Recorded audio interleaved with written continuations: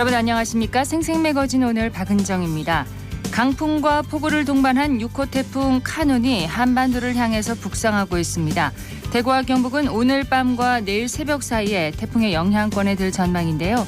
예상 강수량은 100에서 300mm, 경북 동해안과 서부 내륙 등의 지역에는 400mm의 많은 비가 쏟아지겠습니다. 지금 각 지자체마다 대책회의를 열고 총력 대응에 나서고 있는데요. 특히 경북도는 위험 지역에 대해 강제 대피 명령까지 내리기로 했습니다. 인명피해 없이 태풍이 지나가도록 대응에 만전을 기해야겠습니다.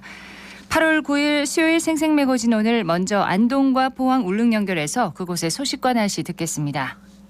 안동입니다. 오늘부터 차차 태풍의 영향권을 들면서 폭염은 한풀 꺾였지만 여전히 예천과 영주, 봉화엔 폭염주의보가 발령돼 있는 상태입니다. 오후부터는 또 비가 내리기 시작하고 강한 바람까지 예상되는데요. 경북 북부권에는 내일 새벽부터 오후까지 시간당 30mm 내외의 강한 비가 집중되는 곳도 있겠습니다. 또 산사태 위기경보는 주의에서 경계로 상향 발령된 만큼 산지와 가까운 주택과 건물 등에 거주하는 주민들께선 긴급 재난문자와 마을방송에 계속해서 귀 기울여 주시길 바랍니다. 안동이 백신과 특용작물, 햄프 산업의 세계적 거점이 될 기반을 하나씩 갖춰가고 있습니다. 올해 국비 공모사업인 특용작물 산업화 지원센터 건립과 산업식품용 햄프 산업 클러스터 조성 사업에 전국에서 유일하게 안동시가 2개 사업자로 선정된 건데요. 센터와 클러스터가 마약류 관리에 관한 법률에 따라 햄프 생산 기반 확충으로 부가가치를 창출한다는 공통적인 목적을 갖고 있기 때문에 연계 사업으로 추진할 계획입니다. 특용작물 산업화 지원센터는 2025년까지 3년에 걸쳐 사업비 60억 원, 산업식품용 햄프 산업 클러스터는 2024년까지 2년에 걸쳐 사업비 50억 원이 투입될 예정이고요. 안동 풍산읍에 소재한 경북 바이오 2차 일반 산업단지 내 2개 사업 부지를 연접해서 각각 3,000제곱미터 규모로 조성되고 시설 구축 이후에는 운영 전담기관을 지정해 위탁 운영할 계획입니다. 안동은 경북바이오산업연구원과 국제백신연구소 안동분원 또 백신 상용화 기술지원센터뿐 아니라 SK바이오사이언스 등 선도기업까지 전 과정을 원스톱으로 추진할 수 있는 시스템을 갖추고 있는 만큼 이번 사업 선정으로 시장 경쟁력을 한층 끌어올릴 방침입니다. 지금까지 안동이었습니다. 이어서 포항입니다. 경북 동해안 오늘부터 모레까지 태풍의 영향을 받겠습니다. 오늘 오전부터 비가 시작됐고요. 내일까지 예상 강수량 400mm 이상으로 매우 많겠습니다. 동해 남부 전해상에는 풍랑특보 발효돼 있습니다. 바다의 물결 최대 8m로 매우 높게 일겠는데요. 해안가 출입 자제하시기 바랍니다. 오늘 낮 최고 기온은 어제보다 3도가량 낮은 27도 안팎이 예상됩니다. 이번 제6호 태풍 카눈의 상륙 지점은 오늘 오후 통영 앞바다가 될 걸로 보이지만 이번 태풍은 위험 반경이 넓습니다. 특히 태풍 진로의 오른쪽에 있는 경북 동해안이 걱정인데요. 포항은 지난해 태풍 흰남노의 상처가 아직도 남아있고 복구 공사가 끝나지 않았는데 또다시 태풍이 올라온다는 소식이 전해지면서 주민들의 불안이 큰 상황입니다. 포항시는 추가 피해를 막기 위한 총력 대응에 나서고 있는데요. 냉천과 칠성천에서는 흙모래를 준설해서 반출하는 등 물길을 확보하고 있고요. 하천 범람 재발을 막기 위해 차수판 시설을 점검하고 저수지 물도 미리 방류했습니다. 포스코와 현대제철 등 공단 기업체도 차수벽을 다시 점검하고 모래 주머니를 설치하는 등 피해 예방에 온 힘을 기울이고 있습니다. 오늘 오전 7시 경북 동해안 전역에 강풍주의보까지 내려진 가운데 모레까지 강한 비바람이 몰아치겠는데요.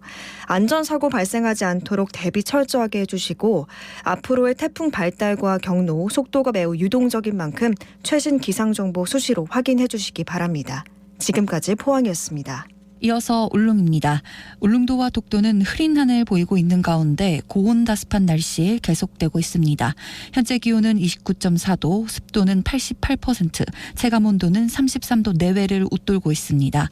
오후부터는 시간당 30에서 80mm의 비가 내릴 것으로 예상됩니다. 현재 동해중부 안쪽 먼바다에 풍랑주의보가 발효 중입니다. 북에서 북동풍 방향으로 초당 풍속 10에서 16m의 강한 바람이 불며 바다의 물결 물결은 2에서 4m로 매우 높게 일고 있습니다. 울릉도와 독도, 동해중부 안쪽 먼바다에 태풍 예비특보가 내려졌습니다. 이 태풍 예비특보는 10일 새벽 6시부터 태풍특보로 전환되겠는데요.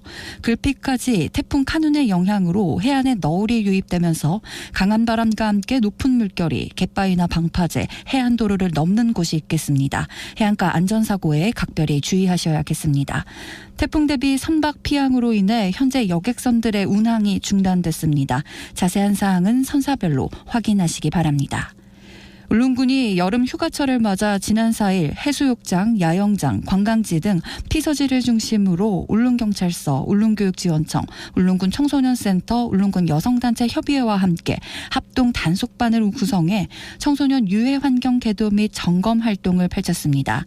이날 합동 단속반은 20명이 참석한 가운데 노래 연습장, 유흥주점, PC방, 숙박업소, 신변종 룸카페 등 청소년 유해 환경 관련 업소를 대상으로 유해 환경 청소년 출입 고용금지 의무 위반, 청소년 담배 주류 판매 및 청소년 유해 매체물 배포 행위를 중심으로 점검했는데요. 또한 청소년의 음주 흡연 등 유해 행위 방지를 위해 업주와 종사자들을 대상으로 신분증 확인을 홍보하고 청소년 유해 환경 개선 활동에 적극 동참해달라고 당부했습니다. 울릉군은 여름 휴가철을 맞이해 청소년들이 유해 환경에 노출되지 않도록 지속적인 단속과 예방 활동을 강화해 나가겠다고 뜻을 밝혔습니다. 지금까지 울릉이었습니다.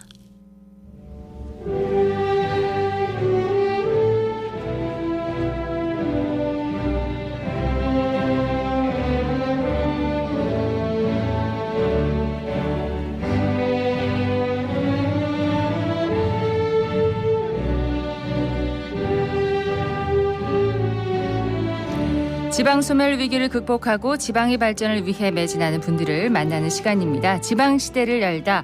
오늘은 지역의 첨단 산업 육성이 실제 청년 인구 유입에 어떤 영향을 미치는지 관련 연구를 수행한 계명대학교 행정학과 임태경 교수를 직접 만나봅니다. 임 교수님 어서 오십시오. 네, 안녕하세요. 네, 반갑습니다. 요즘 정부와 지자체에서 균형 발전을 위해서 첨단 산업 육성에 적극 나서고 있는데 대구와 경북도 마찬가지죠? 네, 그렇습니다. 비수도권에 위치한 지방자치단체에서는 해당 지역의 청년들을 유입시키기 위해서 중점을 두는 분야가 바로 첨단 산업단지 조성과 이를 위한 투자 유치라고 말씀드릴 수 있는데요. 네. 그 논리가 첨단 산업 인프라, 첨단 산업 생태계가 조성되면 지역 내에 양질의 일자리가 창출되고 이러한 환경은 또 새롭게 인구를 유입시키는데 결정적인 역할을 할 것으로 이제 기대가 됩니다. 그렇습니다. 네.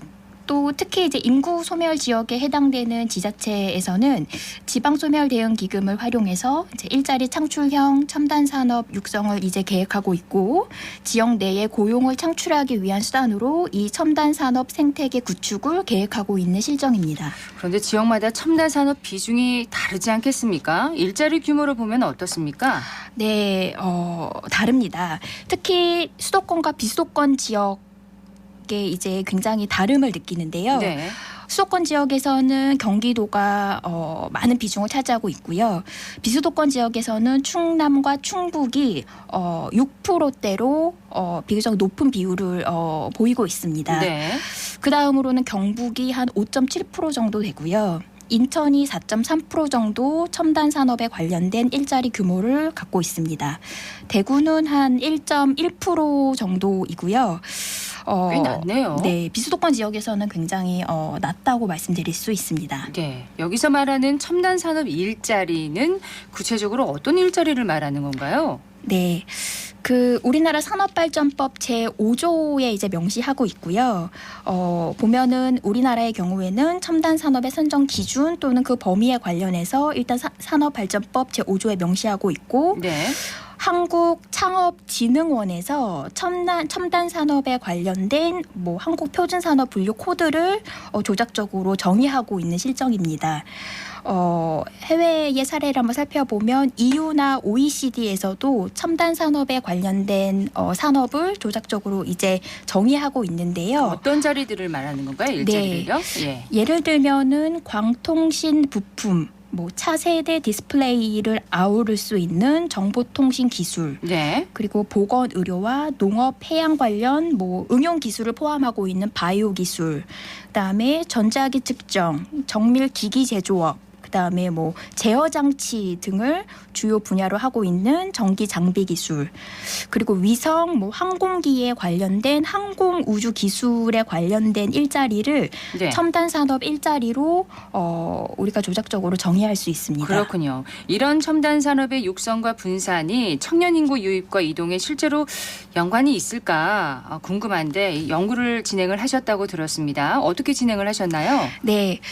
2012년부터 2021년까지 총 10년간의 패널 데이터를 구축해서 실제로 첨단 산업에 특화된 정도가 청년 인구를 유입시키는 동기 요인으로 작동됐는지의 여부를 실증 분석했습니다. 10년간에요. 네. 예. 그래서 뭐 지역별 통계 자료, 전국 사업체 조사 자료, 교육 통계 자료, 뭐 기타 문화예술 활동에 관련된 통계 자료를 구축해서 첨단 산업에 특화된 정도, 그리고 그 밖의 지역의 교육 수준, 일자리 수준, 네. 그다음에 문화예술 활동에 관련된 그러한 변수들을 넣고 이제 실증 분석을 했는데요. 근데 한 가지 굉장히 중요한 포인트가 우리나라에는 이제 수도권과 비수도권 간의 첨단 산업 활성화의 정도, 그리고 구축의 정도의 그 수준 차이가 굉장히 상이하기 때문에 이번 연구에서는 수도권과 비수도 권역으로 각각 나누어서 아하. 네, 첨단 산업의 특화의 정도가 과연 청년 인구를 유입시키는데 굉장히 긍정적으로 영향을 미치는지 그렇지 않은지를 좀 중점적으로 살펴봤습니다. 네, 수도권과 비수도권 권역으로 구분을 해서 연구를 진행을 하셨군요. 네, 맞습니다. 근데 어떤 항목들을 분석을 하셨나요? 네, 이제 구체적으로 선행 연구 자료를 한번 살펴보면 교육 환경, 그리고 그 지역이 갖고 있는 일자리 환경, 그다음에 문화예술 환경, 이러한 각각의 변수들이 청년 인구를 유입하는 데 있어서 영향을 미칠 수 있는 요인이 될 수 있다라는 선행 연구 자료를 토대로 이러한 변수를 활용해서 실증 분석을 했습니다. 우리가 익히 접했던 바로는 이 첨단 산업의 집적과 교육, 문화예술 인프라가 청년 인구 유입의 직접적인 요인으로 작용하고 있는 걸로 알고 있는데 실제 연구 결과도 그렇게 나왔는지 궁금합니다. 어떻게 나왔나요? 네, 좀 흥미로운 연구 결과가 도출됐습니다. 일단 지금까지 선행 연구들을 한번 살펴보면 첨단 산업 인프라가 이제 지역에 특화될수록 지역 안에 괜찮은 일자리, 다시 말해서 질 좋은 일자리가 많이 창출되고 네. 그러한 환경으로 변하면 그 영향으로 새로운 인구가 유입된다. 그래서 이걸 할 수 있는 이제 관련된 정책을 많이 추진하고 있는 실정인데, 제가 이번에 분석한 이제 실정 분석 결과를 한번 살펴보면 네. 수도권과 비수도권 사이에 굉장히 차이가 있구나를 이제 확연히 이제 볼 수 있는 연구 결과가 도출됐는데요. 어떤 차이입니까? 네, 일단 수도권 권역 같은 경우에는 첨단 산업 환경이 잘 갖춰지고 그다음에 고도화될수록 청년 인구가 유입된다라는 실증 분석 결과가 나왔는데요. 예. 1년간의 시간적 지연을 두고 청년 인구가 유입되는 효과가 나오는 걸로 도출이 됐습니다. 다시 말해서 현 시점에 첨단 산업에 관련된 환경이 굉장히 특화되어 있다 하더라도 예. 동일 시점에 청년 인구가 유입되어지는 효과가 나타나는 게 아니라 1년의 시간적인 지연을 두고 유입되는 효과가 나타난다라는 시간이 것입니다. 필요하다는 건가요? 그렇습니다. 1년 정도에. 그렇죠. 예. 근데 반면에 비수도권 지역에서는 첨단 산업 환경이 굉장히 특화될수록 청년 인구가 유입되느냐, 네. 이거를 이제 봤을 때 유의미한 동기 요인으로 이제 작동되지 못하고 있는 것으로 이제 분석 결과가 도출됐습니다. 비수도권에는 그럼 첨단 산업 유치가 크게 영향을 미치지 못한다는 걸로 분석됐다는 그렇죠. 말씀이신가요? 네. 예. 그리고 또 흥미롭게도 교육 환경에 관련된 변수 역시 수도권 지역에는 교육 환경으로 인해서 유입되는 청년 인구가 있는 것으로 도출된 반면에 비수도권 지역에서는 그렇지 못한 것을 이제 확인했고요. 제조업 종사자 수와 그리고 네. 기업 밀도에 관련된 변수 또한 수도권과 비수도권 지역 모두에서 청년 인구를 유입시키는데 굉장히 유의미한 동기 요인으로 작동되고 있는 것을 확인할 수 있었습니다. 지금 뭐 특화단지다, 기회발전 특구다, 이 지방에서 첨단 산업을 육성하고 관련 기업을 유치하기 위한 그런 균형 발전 정책이 추진되고 있지 않습니까? 이전과는 다른 효과를 거두기 위해서 그러면 어떻게 해야 될까요? 수도권과 비수도권에 분명히 차이가 있기 때문에 네, 그렇습니다. 네, 다른 추진이 필요할 것 같은데요. 네. 예. 근데 가장 핵심적인 포인트는 첨단 산업에 종사하고 있는 인력의 특징은 석박사급이 굉장히 많다라는 겁니다. 네. 석박사급이 굉장히 많아서 기업의 입장에서는 본인의 기업이 비수도권으로 이전하는 순간 이렇게 석사, 박사급의 인력, 즉 우수한 인적 자본이 유출될 수 있는 리스크를 갖고 가야 된다라는 그렇죠. 거죠. 그래서 그 비수도권으로의 이전 결정을 그렇게 쉽게 하지 못합니다. 하지만 지자체 입장에서는 이렇게 굵직굵직한 기업들이 지역에 내려와줘서 일자리를 많이 창출시켜 주는 것을 이제 원하고 있는 거죠. 네. 그러니까 다시 말해서 기업이 내려와 줬으면 하는 지자체 입장과 그리고 쉽게 그 인적 자본의 유출의 리스크를 갖고 가면서까지 비수도권에 이전을 이제 결정해야 되는 그 기업 사이에 갭이 존재할 수 있다라고 말씀드릴 수 있는 거죠. 네. 그럼 이번 연구에서 일자리 환경이 비수도권의 청년층 유입을 유인하는 어떤 동기 요인으로 확인됐다고 볼 수 있는 거네요. 네, 그렇습니다. 그래서 이제 계속해서 말씀드리면, 그래서 이제 이번 그 현 정권에서 기회발전 특구라는 것을 이제 추진하고 있는데요. 네. 이 갭을 좁히는 게 굉장히 중요합니다. 지자체 입장과 기업의 입장 사이에서 존재하는 이 갭을 얼마만큼 좁히느냐가 이제 성공적으로 정책을 이제 추진하는 굉장히 핵심적인 역할이 될 수 있을 것 같은데요. 네. 이 기회발전 특구라고 하는 것은 지방의 투자를 활성화시키는 하나의 수단이다라고 이제 이해하시면 될 것 같습니다. 기업의 투자를 유인할 수 있는 강력한 수단이다 이렇게 말씀드릴 수 있는데요. 네. 이런 투자를 많이 이제 적극적으로 끌어와서 지방의 지역의 양질의 일자리를 이제 창출하는 것이 가장 핵심이다라고 이제 말씀드릴 수 있는데. 기존의 중앙정부가 추진했던 방식과는 이 기회발전 특구가 조금 다릅니다. 구체적으로 말씀을 드리면 네. 이제 지방정부가 기획하는 단계부터 협의하고 예를 들면 구체적으로 입지를 선정하고 이 모든 전 과정에 지자체가 주도해서 지방이 주도해서 이끄는 방식으로 추진하겠다라는 게 기존에 추진했던 방식과 굉장히 큰 차별성이 있다라고 이제 말씀드릴 수 있습니다. 네. 그렇다면 어떤 그런 그 효과를 낼까요? 그렇게 지자체에서 주도하는 그런 방식이. 네. 예. 일단 지역의 실정을 가장 잘 아는 주체는 아마 지방자치단체일 겁니다. 그렇죠. 그래서 중앙에서 할 수 없는 현장감 있는 정책 설계가 가능하겠죠. 예. 그래서 지역의 실정을 가장 잘 아는 지자체가 이러한 질 좋은 일자리 환경을 구축해서 일자리가 많이 나올 수 있는 그러한 정책을 이제 설계할 수 있는 점이 가장 큰 차별점이다라고 이제 말씀드릴 수 있죠. 네, 마무리를 해야 될 것 같습니다. 지방소멸 위기 극복과 균형 발전을 위해서 정부와 지자체 정책 앞으로 어떻게 가져가야 한다고 보십니까? 네. 핵심적인 세 가지 정도를 한번 말씀드릴 수 있을 것 같습니다. 네. 결국에 기회발전특구라고 하는 것은 지자체가 주도하는 지역 실정에 맞게 상향식의 방식으로 기업 유치를 위해서 발전 전략을 세우고 성과를 창출하는 것이 가장 핵심으로 말씀드릴 수 있는데요. 예. 이게 가능하게 하려면 지자체의 역량이 굉장히 중요하다라고 말씀드릴 수 있습니다.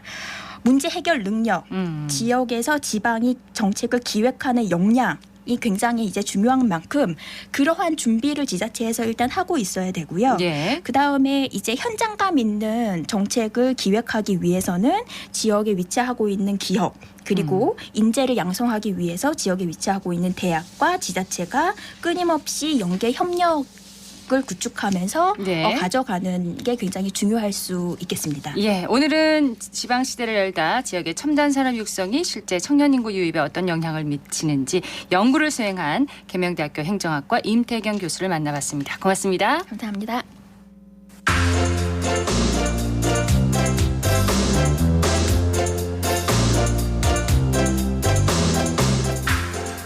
네, 11시 24분 지났습니다.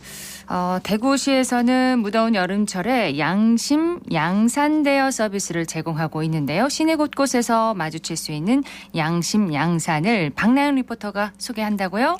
네, 오늘은 태풍의 영향으로 조금 선선해졌지만 며칠 동안 폭염으로 걸어다니기 힘들 정도였는데요. 이럴 때 필요한 양심양산 대여 서비스는 2020년 시범 운영을 시작으로 현재까지 진행되고 있습니다. 예. 네, 시민들이 많이 모이는 곳을 중심으로 곳곳에서 무료로 양산을 빌릴 수 있는데요. 서비스를 진행하고 있는 중구청을 방문해 시민들을 만나봤습니다.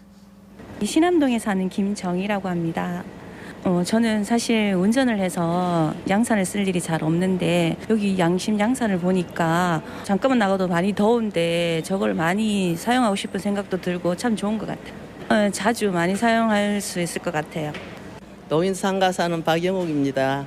근무하는 사람들이 더울 적에 이거 갖고 나가서 갔다가 또 수고 와서 놓고 이거 굉장히 좋은 것 같습니다. 저는 참 뜨거운 걸 진짜 싫어해요. 그래서 양산 없으면 안 돼요. 그래 양산은 정말로 내가 꼭 쓰고 다니거든요. 이것이 양산도 되고 우산도 되고 일거양득을 좋더라고요.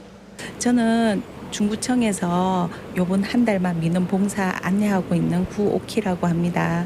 제가 평상시에 자주 양산을 사용하고 있는데 혹시나 이제 뭐 까먹었을 경우 있잖아요. 그러면 이제 있는 걸 아니까 한 번씩 와서 이렇게 보게 되더라고요. 그래서 있으면 꼭 해보려고 합니다. 실제로 많은 분들이 이용을 하시나 봐요. 네, 맞습니다. 올해 대구에서 운영되고 있는 양산 대여소는 모두 165개소로 지난해보다 25개소 늘었다고 합니다. 매년 이용객이 증가함에 따른 확대 운영이라고 하는데요. 현장에서 양심양산 서비스를 안내하고 있는 박시영 안전요원을 만나 이야기 들어봤습니다. 네, 안녕하십니까. 중구청 행정지원과 안전요원 박시영입니다. 기온이 많이 상승함에 따라서 쓰러지시는 분들 예방 대비책으로 아마 구마다 서비스를 제공하고 있을 테지만 구청마다 조금씩 다른 부분이 있을 것이고 뭐 기한을 정해 놓는다거나 그런 것도 있을 수 있지만 아직까지 저희 구청에서는 그런 거는 없고요. 개개인의 양심에 맡겨서 자유롭게 빌려 쓰시고 자유롭게 반납하도록 그렇게 권고하고 있습니다. 네, 제가 로비에서 근무하는 동안 모든 방문 인원에 대해서 이제 적용이 되기 때문에 노인분들에서부터 뭐 어린애들까지 전부 다 쓰시는 거 봤습니다. 방문하시는 누구나 필요하실 때 햇빛이 너무 강할 때나 비가 갑작스럽게 온다거나 이럴 때 급하게 필요하신 분들에 한해서 쓰시되 나중에 다시 오실 일 있으면 언제든지 반납해 주시면 감사하겠습니다. 자, 이런 서비스를 통해서 양산 쓰기가 좀 일상화되면 좋겠어요. 네, 그렇습니다. 양산을 쓰게 되면 햇빛을 막아줘서 체감 온도를 약 10도 낮춰줄 뿐 아니라 자외선을 차단해 피부 질환을 예방할 수 있다고 하는데요. 이러한 이유로 시민들의 양산 쓰기를 적극 장려하고 있다고 합니다. 양심양산 대여 서비스를 관리하고 있는 홍태규 주무관을 만나 자세한 내용 들어봤습니다. 대구광역시 중구청 안전총괄과에서 근무하고 있는 홍태규입니다. 현재 중구 같은 경우는 양심양산 대여 서비스를 중구청 관내 1층 로비에서만 운영하고 있고요. 8월 31일까지 운영할 예정입니다. 우선 누구나 현재 사용할 수 있고요. 대여 기간은 특별히 정해져 있지 않고요. 개인 양심에 따라 반납하면 됩니다. 제가 이제 매일 확인하고 있는데 부족하다 싶으면 새로 비치해서 관리하고 있습니다. 그리고 이제 이 양산 대여 서비스를 하는 이유가 단순히 시민들한테 빌려주는 것도 있지만 아직 양산 쓰는 게 지금 대중화되어 있다고 생각하지 않거든요. 특히 남자들 같은 경우는 써야겠다 생각 자체를 하지 않고요. 누구나 이제 여러 사람들이 사용하는 거 보면서 써봐도 괜찮겠다라는 생각을 동기를 주고 직접 양산을 써보면서 양산이 진짜 효과가 있음을 스스로 체감을 해서 많은 사람들이 수시로 그냥 양산을 사용해줬으면 좋겠어요.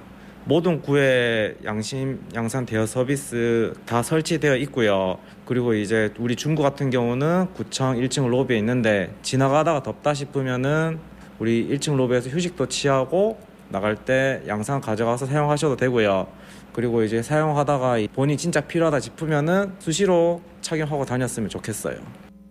양산은 구청과 동행정복지센터 등의 공간에서 누구나 쉽게 대여할 수 있어 남녀노소 많은 시민이 이용하고 있는데요. 자율적으로 이용되는 만큼 다른 시민을 위해 반납은 필수라고 합니다. 이 부분이 중요하죠. 네. 양심양산 서비스 한번 이용해 보시고 여름 더위 잘 이겨내시길 바랍니다. 네, 박나영 리포터였습니다. 고맙습니다. 네, 고맙습니다.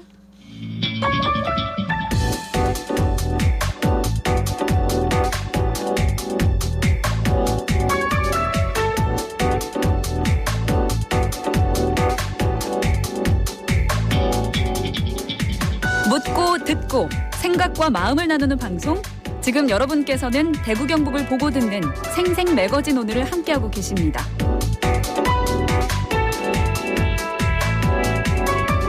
네, 생생 매거진 오늘 수요일 순서 함께하고 계십니다.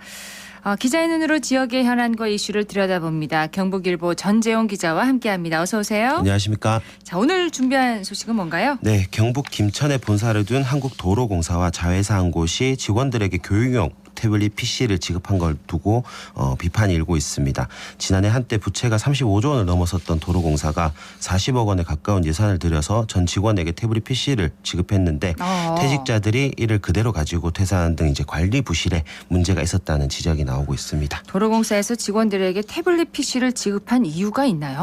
우선 도로공사 자회사 한국도로공사 서비스가 지난 2021년 전 직원 1만 5천여 명에게 한 대씩 태블릿 PC를 지급했다고 합니다. 노사 협상에 따라서 교육용으로 지급했다고 하는데 네. 두 회사에서 지급한 물품을 금액으로 환산하면 38억 원 정도로 산출이 됩니다.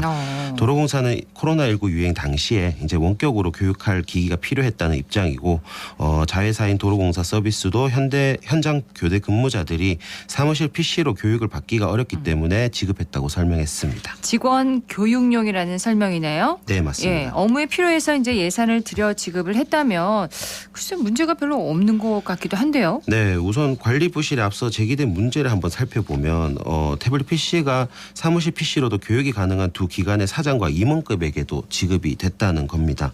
특히 이제 도로공사 서비스의 경우 교대 근무의 특성상 기기가 필요하다고 했는데 네. 지급받은 인원 중에 약 2,000명은 교대 근무자가 아니었습니다. 아하. 여기에 태블릿 PC는 물품 관리 예규상 이제 부회자산으로 기관의 관리 대상이지만 퇴사한 직원 1,400여 명으로부터 태블릿 PC를 회수하지도 않았기 때문에 관리 부실까지 지적이 나오는 상황입니다. 그냥 가지고 퇴사를 한 거군요. 네, 퇴사 직원으로부터 이제 반납받은 대수를 살펴보니까 31대 정도였다고 해요. 네. 회수율로 치면 이제 2% 정도 수준인데 낮은 회수율 때문에 정작 교육이 필요한 신규 입사자들에게도 태블릿 PC는 지급이 되지 않았습니다. 네, 이후 선심성, 일회성 선물이 아니냐 이런 지적이니까 이제 두 기관의 퇴직자로부터 태블릿 PC 회수를 서두르겠다라고 밝힌 상태입니다. 도로공사의 부채가 지난해 한때 35조 원을 넘어섰던 만큼 교육용 태블릿 PC를 전 직원에게 지급한 일은 공기업의 방만 경영의 전형이라는 지적이 나오고 있습니다. 네. 자, 지난해 그 부채액이 약 35조 원이라고 하셨잖아요. 네. 거기에 비하면 이 38억 원, 이 네. 태블릿 PC 비용이라고 하셨나요? 네.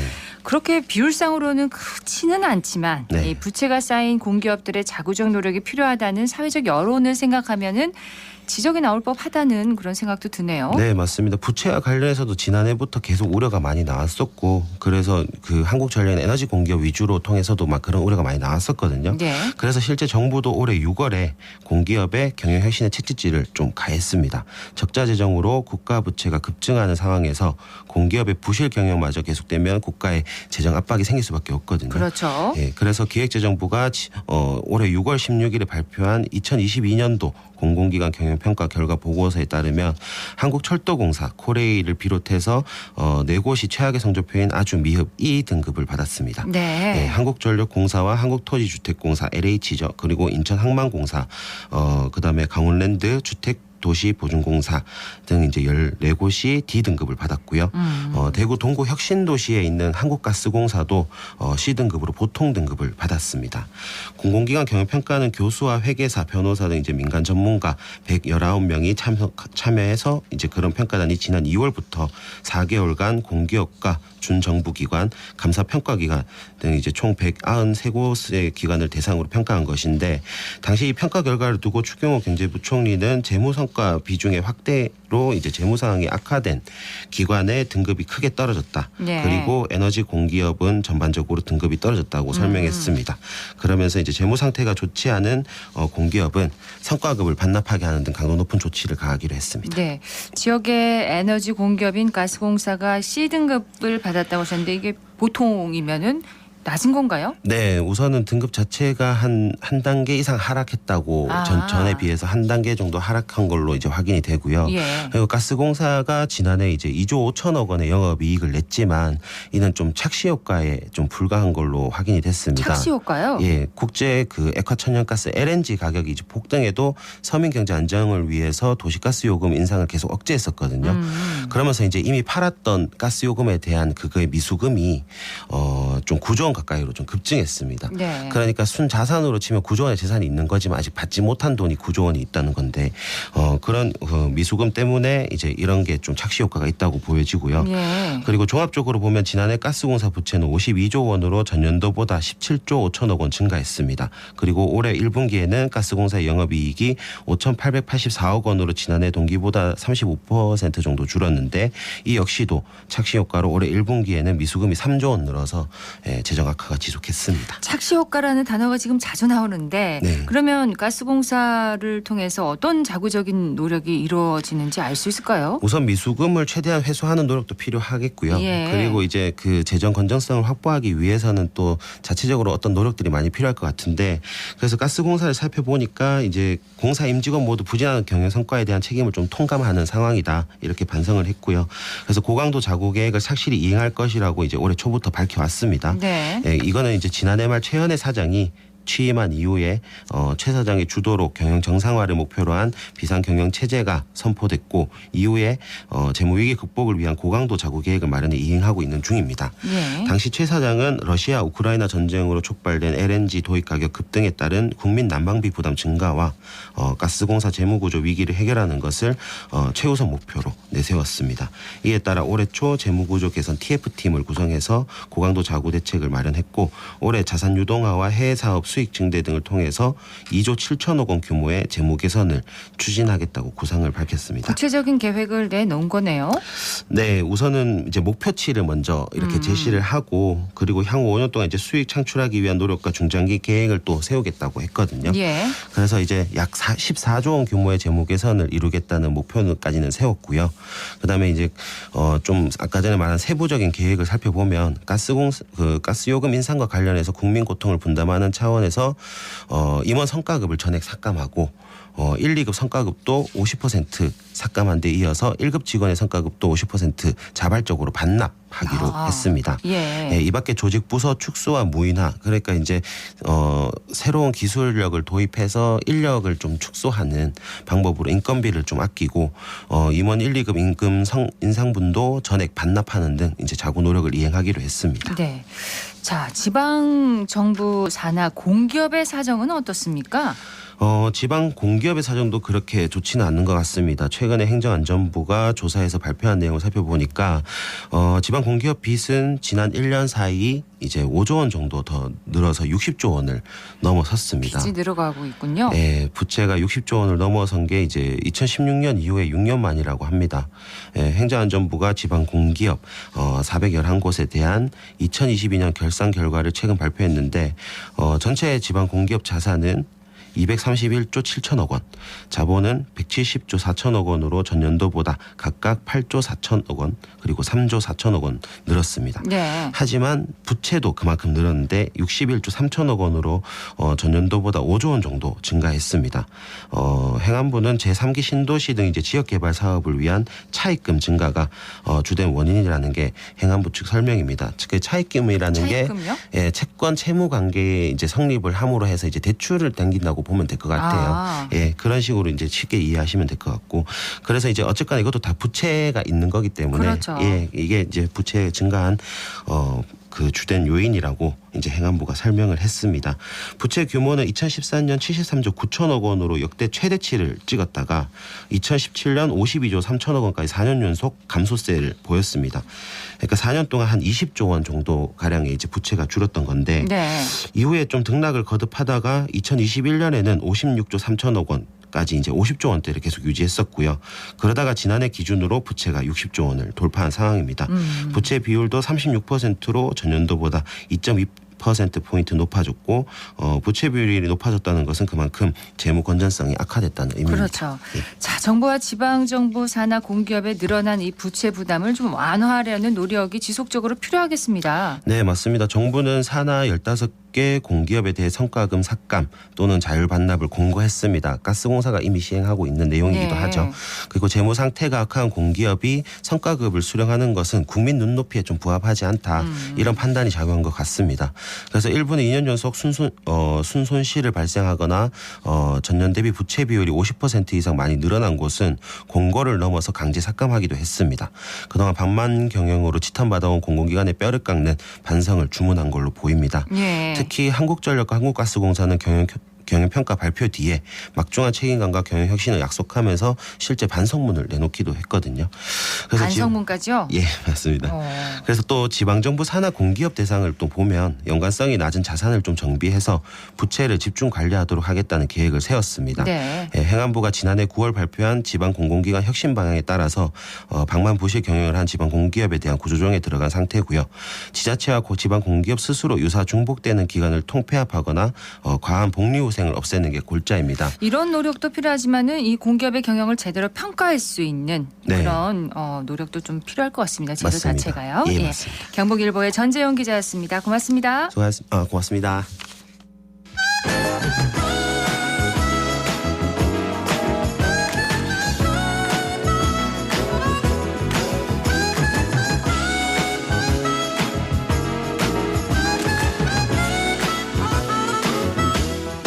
사회적 가치와 공익을 실현하고 환경을 지키며 마을 주민의 삶의 질을 높여서 더 나은 함께 사는 세상을 그려봅니다. 함사세요. 오늘은 대구 시민공익활동지원센터의 김상희 팀장과 함께합니다. 김 팀장님 어서 오세요. 네, 안녕하세요. 오늘 어떤 내용을 소개해 주실 건가요? 네, 오늘 제가 소개해드릴 내용은 실천형 공익활동 아카데미 공익 메신저 사업입니다. 네, 실천형 공익활동 아카데미 공익 메신저 어떤 활동입니까?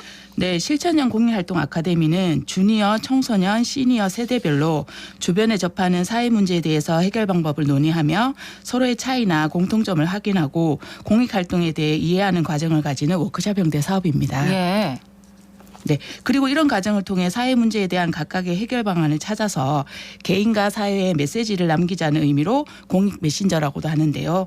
공익 메신저는 2019년부터 진행한 사업인데 작년까지는 청소년 공익 메신저라는 이름으로 청소년을 대상으로만 활동을 했었는데요.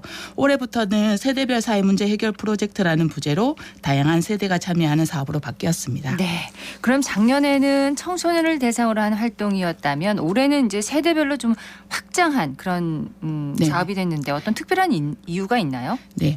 대구에 계신 시민분들을 연령적인 부분에서 더 확장하여 만나볼 필요가 있겠다는 생각을 했었고요.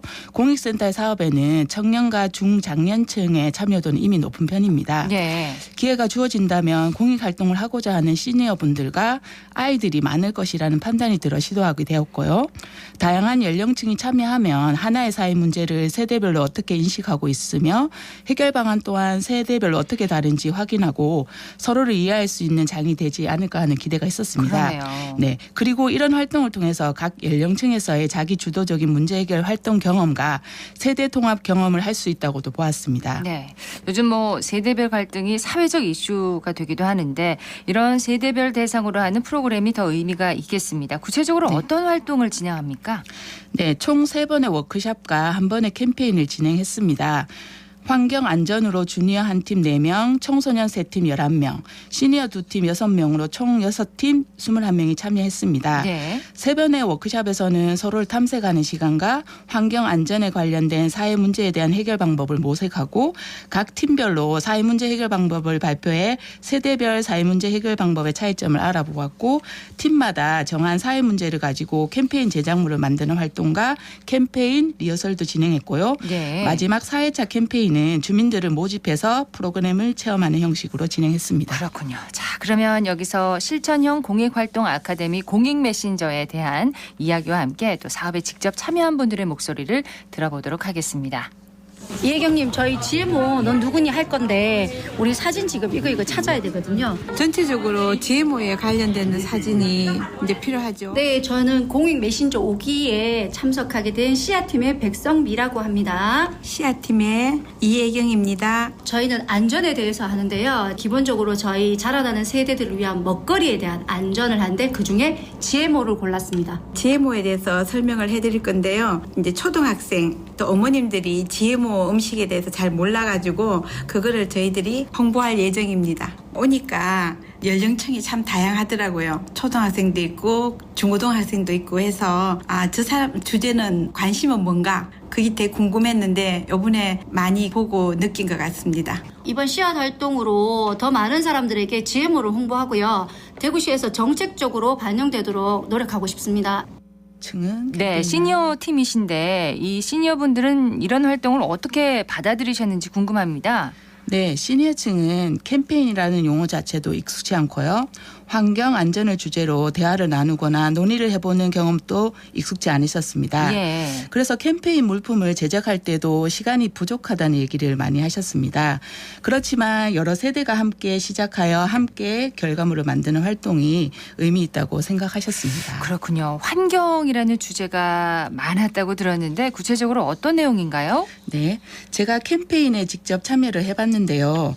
시니어 팀이랑 청소년 팀이 환경이라는 동일한 주제에 대해서 사회 문제로 여겨지는 소주제는 다른 의견을 주었습니다. 좀 전에 인터뷰하셨던 시니어 씨앗팀은 환경 문제 중에서도 유전자 변형식품에 대한 심각성에 대해 얘기해 주셨어요. 팀명이 씨앗인데 네. 유전자 변형식품이 씨앗의 변형으로 만들어지며 그로 인해 발생되는 다양한 문제들을 자라나는 씨앗들에게 알리고 싶어서 이 주제를 택했다고 하고요.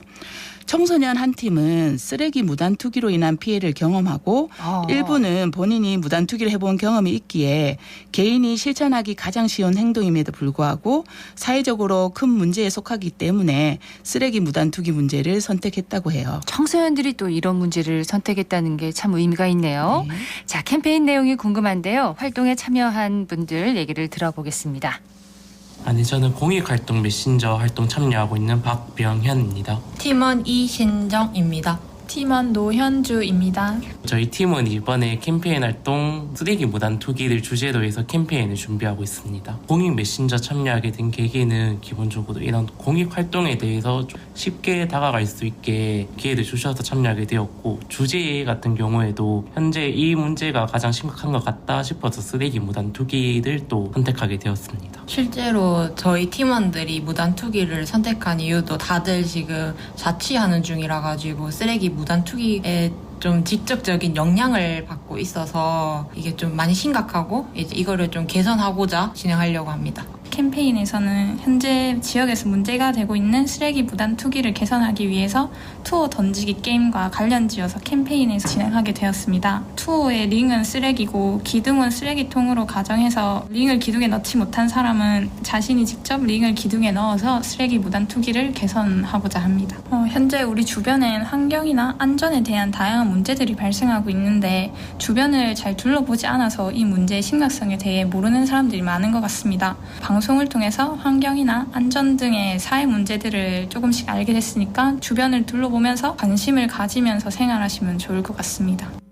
네, 이 청소년들은 중학생인가요? 고등학생인가요? 고등학생입니다. 대견합니다. 예, 공익 메신저에 참여하게 된 계기와 또 캠페인 내용이 참 흥미로운데요. 세대별로도 다른 주제가 궁금합니다. 어떤 내용이 또 있나요? 네.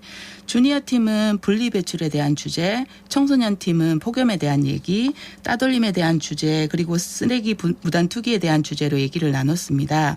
그리고 앞에서 말씀드렸던 유전자 변형식품에 대한 주제를 다룬 팀과 네. 가스 밸브 점검 등 안전사고를 예방하고자 하는 시니어 팀도 있었습니다. 그렇군요. 네, 청소년들이 따돌림, 분리배출, 폭염의 주제를 다룬 것과 비교해 보면 결국 세대를 통틀어 내가 직접 겪었던 문제, 나의 주변에서 직접 부딪히는 문제에 집중하는 공통점이 있다는 걸 알 수 있었습니다. 그러네요. 네, 그래서 우리 일상을 더 잘 살펴보게 되는 계기가 되었을 것 같고요. 그러네요. 여러 연령이 참여한 사업 중에는 처음 사업이잖아요. 네네. 직접 참여하신 분들의 소감도 궁금합니다. 네, 마지막 날 캠페인을 끝내 끝내고 서로 소감을 나누는 자리를 가졌습니다. 시니어 참여자 한 분이 손주뻘 아이들과 함께 참여하게 되어 좋았고 네. 젊은 사람들에 비해 캠페인 준비가 쉽지는 않았는데 다음에 기회가 되면 손주와 함께 참여하고 싶다고 하셨습니다. 그리고 청소년 참여자 중 한 분은 공익활동에 대해서 어렵고 참여하기 힘들다고 막연히 생각했는데 네. 이 활동을 하면서 누구나 참여할 수 있는 쉬운 활동이고 선택한 주제에 대해서 다양한 관점에서 문제를 볼 수 있었고 다양한 해결책이 나와서 좋았다고 했습니다. 그렇습니다. 자, 세대별 사회 문제 해결 방법도 참 다양한데 앞으로 공익센터의 역할이 크게 기대됩니다. 함사세요. 대구시민공익활동지원센터의 김상희 팀장과 함께했습니다. 고맙습니다.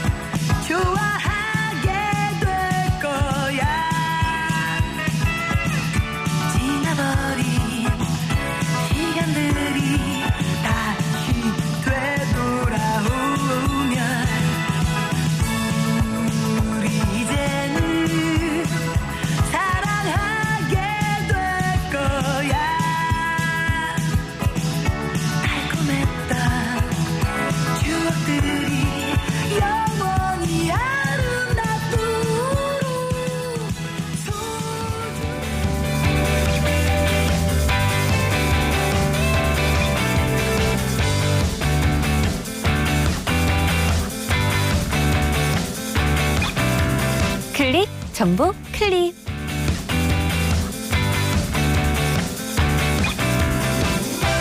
오늘부터 제6호 태풍 카눈의 영향을 받아 곳곳으로 매우 강하고 많은 비가 내리겠습니다.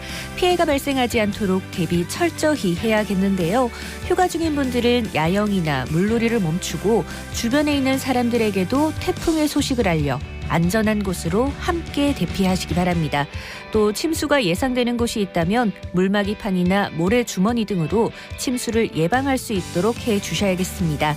나와 가족, 지인의 안전을 위해 외출을 자제하고 유동적인 태풍 경로의 정보를 지속적으로 들으면서 대비해 주시기 바랍니다.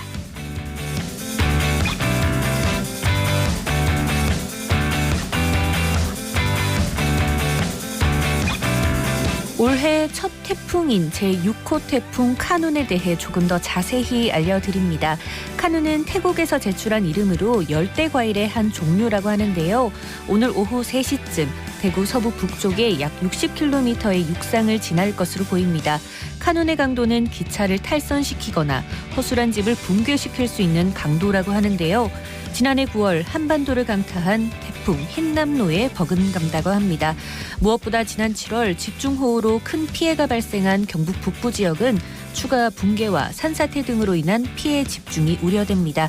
더 이상의 피해가 발생하지 않도록 다시 한번 꼼꼼한 점검 부탁드립니다.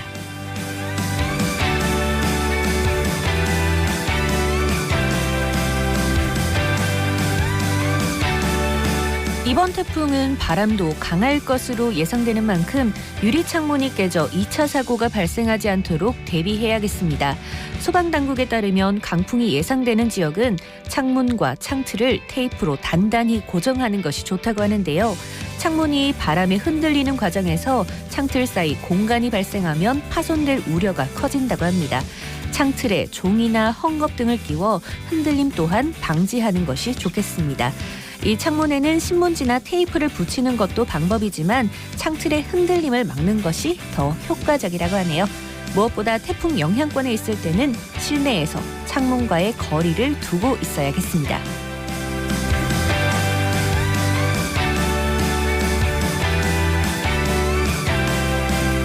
태풍이 올라오고 있지만 여전히 덥고 습한 날씨가 이어지고 있습니다. 특히 여름철에 사용 빈도가 높은 선풍기와 관련된 화재가 많이 일어나고 있어 주의하셔야겠는데요. 이 선풍기의 장시간 사용으로 모터 가부하에 의한 합선과 선풍기 날개에 옷가지나 이물질이 걸린 상태에서 모터가 돌아갈 경우 화재 발생의 우려가 있습니다. 폭염에 사용량이 급증하고 있는 냉방기는 틈틈이 전원을 차단해 과열을 예방하고 먼지 쌓인 곳은 없는지 미리 점검해야겠습니다. 지금까지 클릭 정보 클립 윤가영이었습니다.